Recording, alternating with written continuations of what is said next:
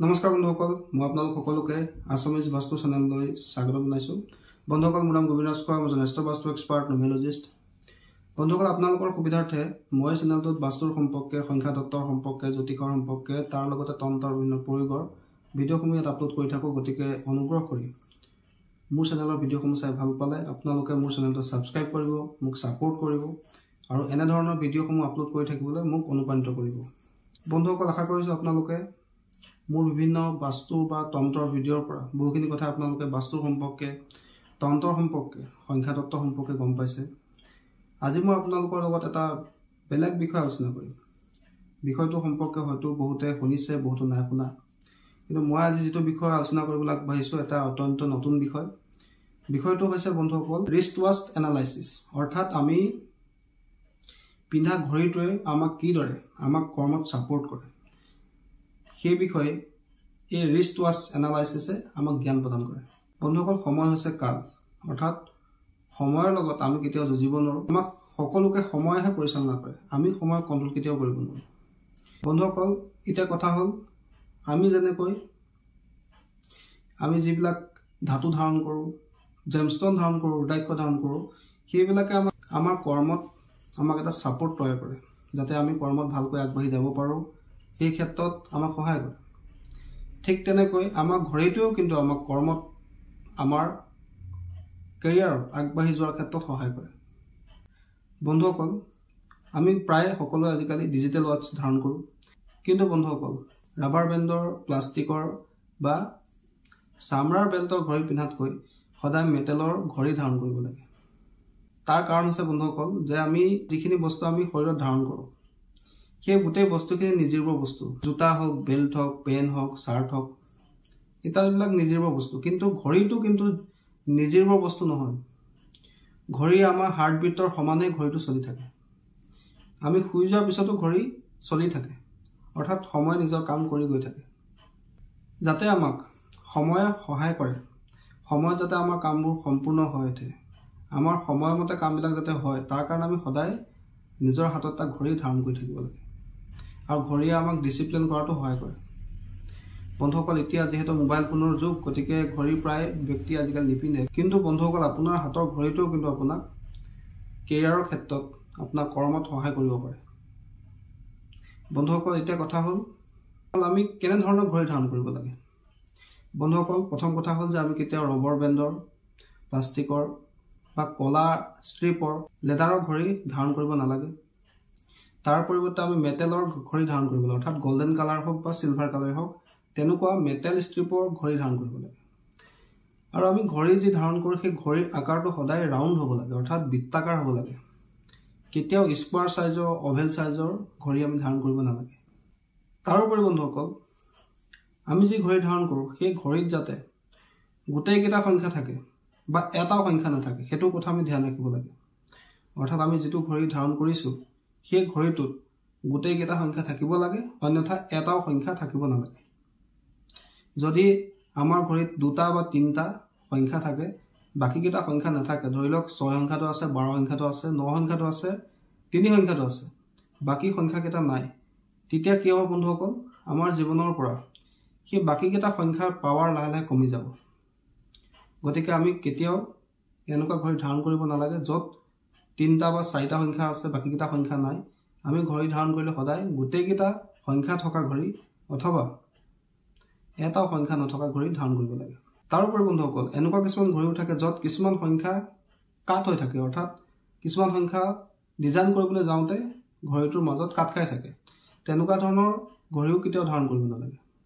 তেনে ঘড়ী ধাৰণ কৰিলে কি হয়, সেই সংখ্যাটোৰ যিখিনি এনাৰ্জি, ধৰি লওক 6 সংখ্যাটো কাট খাই গ'ল। 6 সংখ্যাই আমাক কি দিয়ে? 6 সংখ্যাই আমাক লাক্সাৰী প্ৰদান কৰে, সুখ সমৃদ্ধি প্ৰদান কৰে, পাৰিবাৰিক সুখ প্ৰদান কৰে। যদিহে আমাৰ 6 সংখ্যাটো ঘড়ীত কাট খাই থাকে আৰু সেই ঘড়ীটোকে আমি সদায় ধাৰণ কৰি থাকোঁ, তেন্তে আমাৰ কিন্তু ৰিলেশ্যনশ্বিপত সমস্যা হ'ব, লাক্সাৰী লাভৰ ক্ষেত্ৰত সমস্যা হ'ব, ধন টকা পইচাৰ সমস্যা হ'ব। তাৰোপৰি বন্ধুসকল, যদি আমি পিন্ধা ঘড়ীটোৰ গ্লাছখন ব্ৰেক হৈ যায়, ভাগি যায়, তেনে ঘড়ী কেতিয়াও ধাৰণ কৰিব নালাগে। এনেকুৱা ঘড়ী ধাৰণ কৰিলে আপোনাৰ কাৰ্যত বাধা উৎপন্ন হয়, কেৰিয়াৰৰ ক্ষেত্ৰতো সমস্যাৰ সৃষ্টি হয়। তাৰোপৰি বন্ধুসকল, বহুতে ঘড়ীৰ ভিতৰত কিছুমান পিকচাৰ থকা, আপোনাৰ ফুল থকা, জীৱ জন্তুৰ চিত্ৰ থকা ঘড়ী ধাৰণ কৰে তেনেকুৱা ধৰণৰ ঘড়ীও ধাৰণ কৰিব নালাগে। ঘড়ীৰ ডায়েলৰ কালাৰটো সদায় হোৱাইট, গ্ৰীণ বা গোল্ডেন হ'ব লাগে।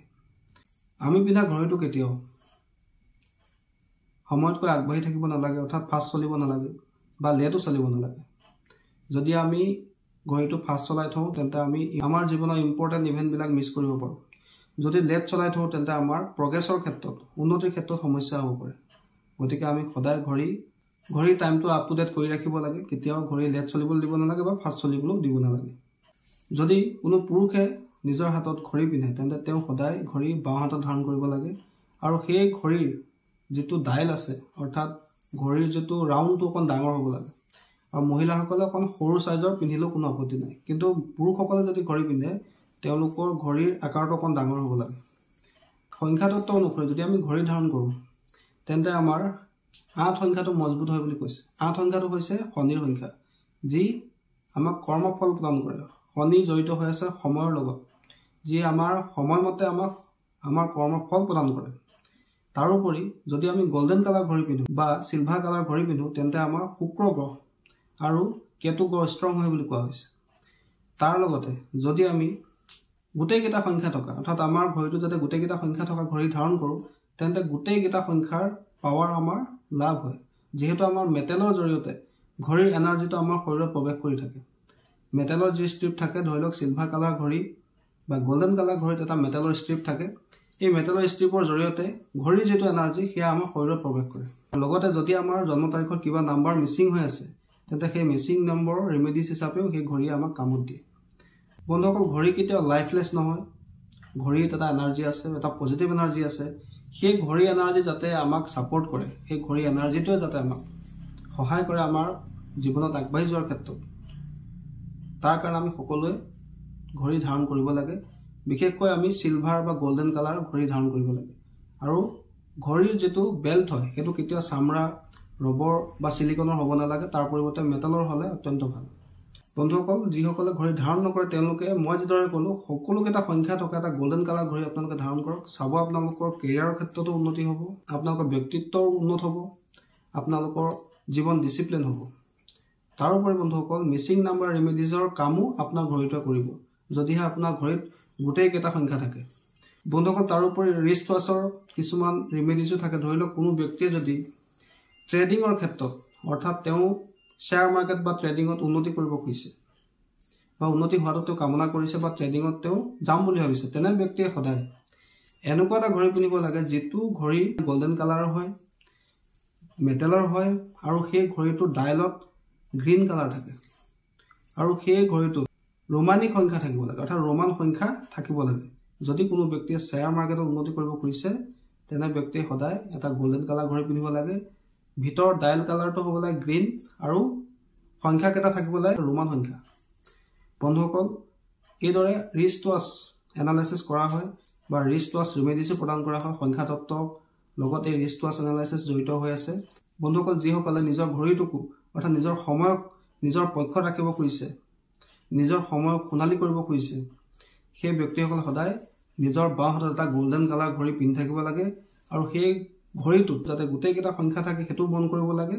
যদি গোটেইকেইটা সংখ্যা থাকে ভাল, যদি এটা সংখ্যা নাথাকে তেতিয়াও তাক ভাল বুলি গণ্য কৰা হৈছে। কেতিয়াও 3-4টা সংখ্যা থকা ঘড়ী ধাৰণ কৰিব নালাগে। বন্ধুসকল, আশা কৰিছোঁ আজি আপোনালোকে এই নতুন বিষয়টোৰ সম্পৰ্কে, অৰ্থাৎ হাত ঘড়ীও যে আমাক কিদৰে ছাপোৰ্ট কৰিব পাৰে, আমাৰ প্ৰগ্ৰেছত, আমাৰ উন্নতিৰ ক্ষেত্ৰত সহায় কৰিব পাৰে, সেই বিষয়ে আপোনালোকে গম পালে। আশা কৰিছোঁ আপোনালোকৰ এই ভিডিঅ'টোৰ সম্পৰ্কে জানি ভাল লাগিলে। যদি ভাল লাগিলে অনুগ্ৰহ কৰি ভিডিঅ'টো লাইক কৰি দিব, কমেণ্ট কৰিব আৰু মোৰ চেনেলটো ছাবস্ক্ৰাইব কৰিব। ধন্যবাদ।